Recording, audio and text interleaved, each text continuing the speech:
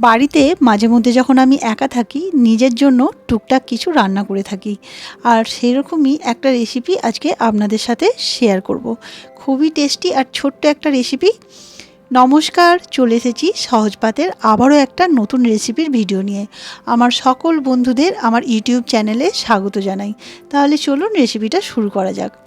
প্রথমেই একটা প্যানের মধ্যে নিয়ে নেব ক্যাপসিকাম। এখানে আমি বলে রাখি, এখানে গ্যাসের ফ্লেমটা কিন্তু এখন অফ করা আছে।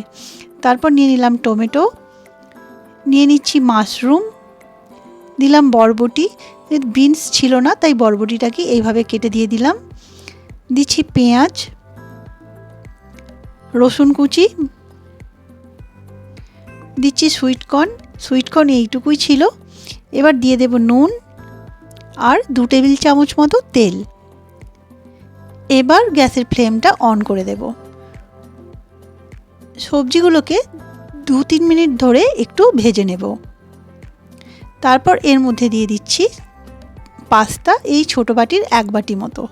পাস্তা শেষ হয়ে গিয়েছিল, এইটুকুই বাড়িতে ছিল, তাই সবজিটা আমি একটু বেশি করেই দিয়েছি। এবার জল দিয়ে এটাকে আমি সেদ্ধ হতে বসিয়ে দেব।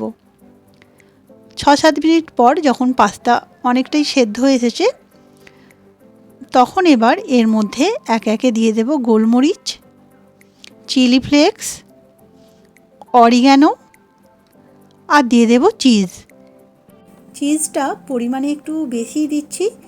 পাস্তার সাথে আমার চিজের ফ্লেভারটা ভীষণ ভালো লাগে। এবার দিয়ে দিলাম অল্প একটু বাটার আর দিয়ে দিলাম একটু টমেটো সস। এবার এই সমস্ত কিছু 2-3 মিনিট ধরে ভালো করে মিশিয়ে নেব। তাহলেই তৈরি হয়ে যাবে দারুণ টেস্টি আর জুসি এই রেসিপি। বাড়ির সকলের পাশাপাশি নিজেকে ভালো রাখার দায়িত্বও কিন্তু নিজের। তাই যখনই আমি বাড়িতে একা থাকি তখন যেগুলো আমার খেতে ইচ্ছে করে এরকম টুকটাক আমি বানিয়েই থাকি। আপনারা কে কে এরকম করে থাকেন একটু কমেন্ট করে জানাবেন। এতক্ষণ যারা ভিডিওটি দেখছিলেন তাদেরকে অসংখ্য ধন্যবাদ। ছোট্ট একটা রেসিপি ছিল, আশা করছি আপনাদের ভালো লেগেছে। আবার আসবো নতুন কোনো রেসিপির ভিডিও নিয়ে।